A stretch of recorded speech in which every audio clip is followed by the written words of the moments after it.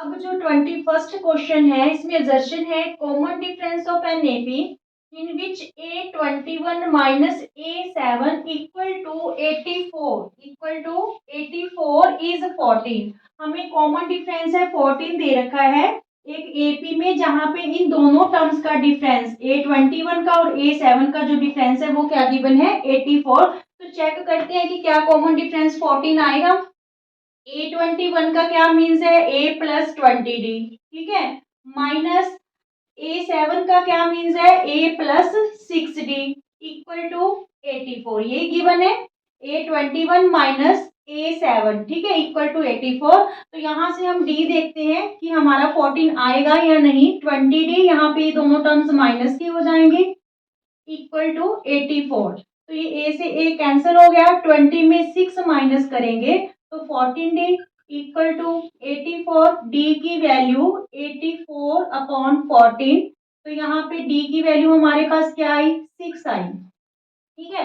और इन्होंने D की वैल्यू हमें क्या दी है 14 दी है। इट्स मीन्स असर्शन जो हो गया वो क्या हो गया रॉन्ग हो गया। Now reason the nth term of an AP is given by an equal to a plus n minus 1 into D। तो ये जनरल फॉर्मूला है, ठीक है। रीजन आपका करेक्ट है बट जो असर्शन है वो रॉन्ग है। तो यहाँ पे ऑप्शन डी रहेगा कि assertion is false but reason is true. Clear. 22nd जो assertion है that is common difference of the AP -5 -1 3 7 is 4। हमें यहाँ पे कॉमन डिफरेंस क्या गिवन है 4। तो चलिए चेक करते हैं कॉमन डिफरेंस। कॉमन डिफरेंस क्या होगा A2 minus A1, any two difference between any two consecutive terms के बीच का जो डिफरेंस रहेगा। तो A2 क्या है -1 माइनस यहाँ पे A1 की वैल्यू हमारे पास -5 है तो ये हो गया माइनस माइनस माइनस प्लस 5। तो D की वैल्यू हमारे पास क्या आ रही है 4, ठीक है। इट्स मीन्स असर्शन क्या है ट्रू है। और जो रीजन है common difference of the AP A plus D A plus 2D A plus 3D is given by, common difference कैसे होता है D second term minus first term. तो ये जो है रीजन भी करेक्ट है और करेक्ट एक्सप्लेनेशन भी है असर्शन की। It's means option A is true, ठीक है। यहाँ पे ऑप्शन ए इज करेक्ट है। यहाँ पे देखिए जब आपको यहाँ पे एपी गिवन है, ठीक है, तो आपको एक ही डिफरेंस है कोई देख लेना है। बट अगर यहाँ पे लिस्ट ऑफ नंबर गिवन होगा एपी की जगह तो हम हर एक आइटम का हर एक कॉन्सिक्यूटिव टर्म का जो डिफरेंस है चेक करेंगे कि क्यों एपी की फॉर्म में है भी या नहीं, ठीक है। ओके, थर्ड क्वेश्चन रहेगा असर्शन में in the triangle ABC AB हमें 24 सेंटीमीटर गिवन है, BC 10 सेंटीमीटर गिवन है and AC is 26 centimetre. Then triangle ABC is a right angle triangle. अगर ये साइड्स हमें गिवन है तो ये बोलता है कि जो ट्रायंगल ABC है वो एक राइट एंगल ट्रायंगल होगी। तो हम चेक कर लेते हैं राइट एंगल ट्रायंगल क्या होती है, जहां पे जो लॉन्गेस्ट साइड होती है हाइपोटेन्यूज उसका स्क्वायर अदर टू साइड्स के स्क्वायर के सम के क्या होता है इक्वल होता है, ठीक है। तो यहाँ पे लॉन्गेस्ट साइड कौन सी है 26। तो 26 का स्क्वायर इक्वल टू 24 का स्क्वायर प्लस 10 का स्क्वायर। अगर ये इक्वल आ जाएगा तो इट्स मीन्स ये राइट एंगल ट्रायंगल होगी। 26 को 26 से मल्टीप्लाई करेंगे तो 676 होगा। 24 को 24 से मल्टीप्लाई करेंगे तो 576 और 10 10 जा 100, ठीक है। तो ये आपके पास है जो दोनों साइड्स हैं इक्वल आ रही है। इट्स मीन्स ये जो ट्रायंगल एबीसी की बात की गई है ये राइट एंगल ट्रायंगल है, ठीक है। असर्शन हमारा क्या हो गया ट्रू हो गया। Now reason if in two triangles their corresponding angles are equal then the triangles similar. तो ये रीजन भी करेक्ट है कि दो ट्रायंगल्स सिमिलर कब होंगी जब उनके जो कॉरस्पॉन्डिंग एंगल्स हैं वो क्या होंगे इक्वल होंगे, ठीक है। बट रीजन है तो ट्रू बट ये करेक्ट एक्सप्लेनेशन नहीं है असर्शन की। तो it's means option B is correct. Clear. Okay friends 24th assertion रहेगा आपका if triangle ABC and triangle PQR are congruent triangles. अगर ये दोनों कॉन्ग्रुएंट ट्रायंगल्स हैं तो then they are also similar triangles. तो ये सिमिलर भी होंगी। तो ये असर्शन हमारा बिल्कुल ठीक है कि दो कॉन्ग्रुएंट ट्रायंगल्स सिमिलर ट्रायंगल्स भी होंगी। कॉन्ग्रुएंट और सिमिलर में है जो स्टूडेंट्स, क्या डिफरेंस है? कॉन्ग्रुएंट में शेप एंड साइज दोनों ही क्या होनी चाहिए? सेम होनी चाहिए, शेप भी और साइज भी, ठीक है। बट जब हम सिमिलैरिटी की बात करेंगे, किन्हीं दो फिगर्स का सिमिलर होना, तो वहां पे सिर्फ शेप ही मायने रखेगी, शेप का सेम होना चाहिए, साइज का कोई लेना देना नहीं है सिमिलैरिटी में, ठीक है। तो इट्स मीन्स जितनी भी कॉन्ग्रुएंट फिगर्स होंगी, चाहे वो ट्रायंगल है, स्क्वायर है, सर्कल्स हैं, कोई भी शेप है, तो जितनी भी कॉन्ग्रुएंट फिगर्स होंगी वो क्या होंगी? सिमिलर, ठीक है। अब रीजन क्या कह रहा है? All congruent triangles are similar, जितनी भी कॉन्ग्रुएंट ट्रायंगल्स हैं वो सिमिलर होंगी, but the similar triangles need not to be congruent. But similar triangles का जरूरी नहीं है कि वो कॉन्ग्रुएंट हो। फॉर एग्जांपल देखिए, यहाँ पे हमारे पास दो इक्वलेटरल ट्रायंगल्स हैं, ठीक है, दो इक्वलेटरल ट्रायंगल्स हमने ले ली यहाँ पे। तो यहाँ पे देखिए इनकी शेप तो सेम है, but size is not same, ठीक है। कॉन्ग्रुएंट में तो दोनों चीजों का होना जरूरी है, शेप भी और साइज भी, कि दोनों फिगर एक दूसरे को प्रॉपर कवर करें, ठीक है। तो इट्स मीन्स ये दोनों सिमिलर तो हैं बट कॉन्ग्रुएंट नहीं है। अनदर एग्जांपल ले सकते हो आप सर्कल की, ठीक है। तो यहाँ पे ये दोनों सर्कल, इनकी शेप सेम है बट साइज सेम नहीं है, तो ये सिमिलर है but these are not congruent, ठीक है। तो यहाँ पे जरूरी नहीं है कि आपको ट्रायंगल्स को लेके ही क्वेश्चन पुट किया जाए, कोई भी फिगर है जो आपसे यहाँ पे बोल के क्वेश्चन पुट कर सकते हैं, ठीक है। तो दोनों ही हमारे करेक्ट है, जो रीजन है वो करेक्ट एक्सप्लेनेशन है असर्शन की, so option A is correct. Clear? Okay. 25th assertion रहेगा, the point 0 4 lies on the Y axis, की जो पॉइंट 0 और 4 है, ये जो कोऑर्डिनेट्स हैं ये वाई एक्सिस पे लाई करेंगे। तो ये असर्शन हमारी बिल्कुल ट्रू है, क्योंकि जो पहली वैल्यू होती है वो एक्स की होती है और ये वाई की होती है, वाई कोऑर्डिनेट होता है, ठीक है। अब सीसा और ऑर्डिनेट जिसे हम बोलते हैं, तो जब आपका अब सीसा 0 होगा, मीन्स एक्स की वैल्यू 0 होगी, तो वो वाई एक्सिस पे लाई करेगी, ठीक है, वो पॉइंट वाई एक्सिस पे लाई करेगा। रीजन क्या है कि the x coordinate on the point on y axis is 0, कि जो एक्स कोऑर्डिनेट अगर वाई एक्सिस पे है तो इट्स मींस वो क्या होगा? 0 होगा। तो रीजन भी ट्रू है और ये करेक्ट एक्सप्लेनेशन भी है असर्शन की, so option A is correct. Clear?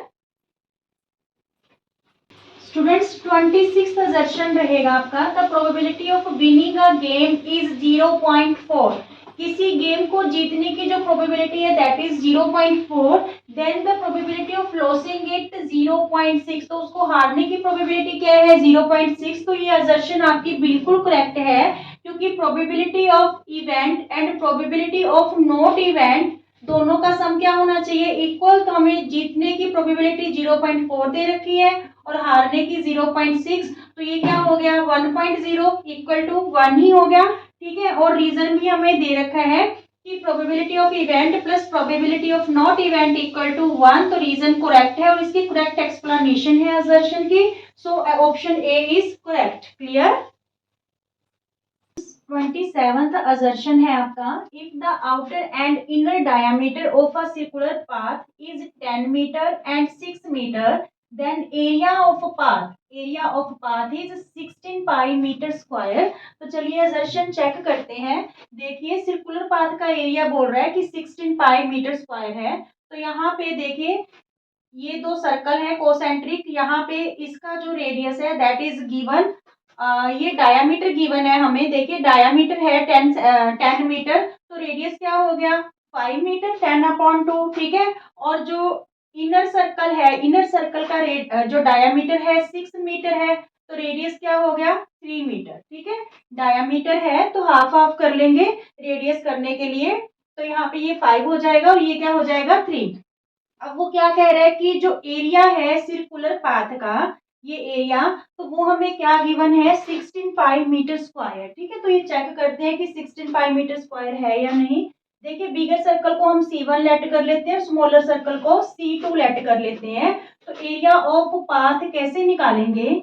Area of path equal to area of C1 minus area of C2, ठीक है। बिगर सर्कल में से स्मॉलर सर्कल का एरिया माइनस कर देंगे। तो यहाँ पे बिगर सर्कल का जो एरिया है पाई आर स्क्वायर, ये आप कैपिटल आर लेट कर लो और इसको स्मॉल आर लेट कर लो, ठीक है।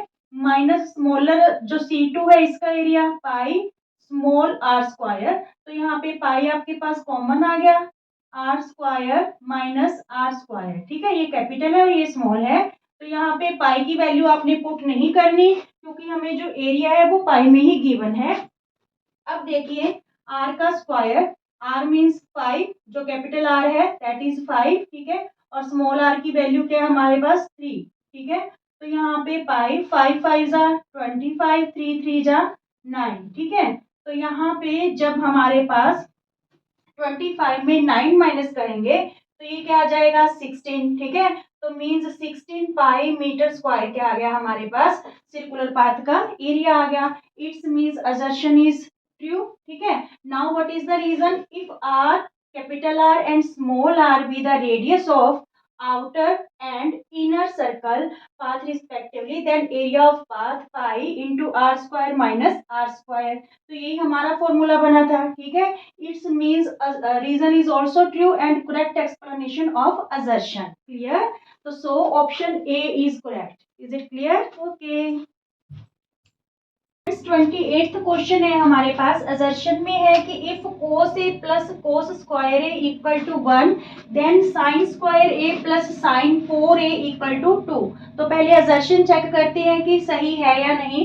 देखिए हमें क्या गिवन है, cos a plus cos square a equal to 1, ठीक है। तो हम क्या करेंगे, cos a को तो लेफ्ट हैंड साइड ही रख लेते हैं, cos स्क्वायर a को हम राइट हैंड साइड ले जाएंगे। तो यहाँ पे जो 1 माइनस कोस स्क्वायर ए होता है उसकी वैल्यू हमारे पास क्या होती है, साइन स्क्वायर ए। पहले तो जो ये तीनों आइडेंटिटीज हैं आपको टिप्स में लर्न होनी चाहिए, वो तीनों आइडेंटिटीज है क्या। देखिए फर्स्ट आइडेंटिटी है हमारे पास sine square A plus cos square A equal to 1, ठीक है। मान लीजिए आपको साइन स्क्वायर ए की वैल्यू चाहिए तो ये कोस स्क्वायर इधर आके क्या हो जाएगा, माइनस। तो 1 minus cos square A equal किसके रह जाएगा, साइन स्क्वायर ए के। अगर आपको यहाँ पे कोस स्क्वायर ए की वैल्यू चाहिए तो साइन स्क्वायर ए इधर आके माइनस हो जाएगा, ठीक है।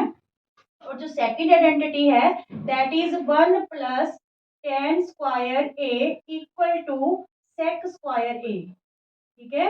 And third identity is 1 plus cot square A equal to cosec square A, clear. ये तीनों आइडेंटिटीज हैं जो आपको टिप्स पे लर्न करनी है।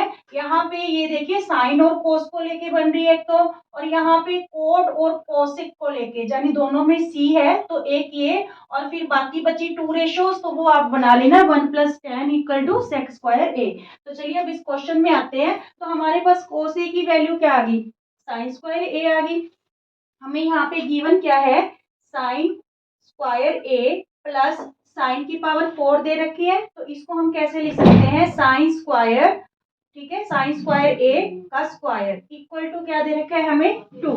तो यहाँ पे हम साइन स्क्वायर ए की वैल्यू पुट कर देते हैं। हमारे पास क्या है, ये साइन स्क्वायर ए की वैल्यू cos ए प्लस यहाँ पे भी साइन स्क्वायर ए की वैल्यू क्या है, cos बाहर स्क्वायर पड़ा है तो cos square A equal to 2।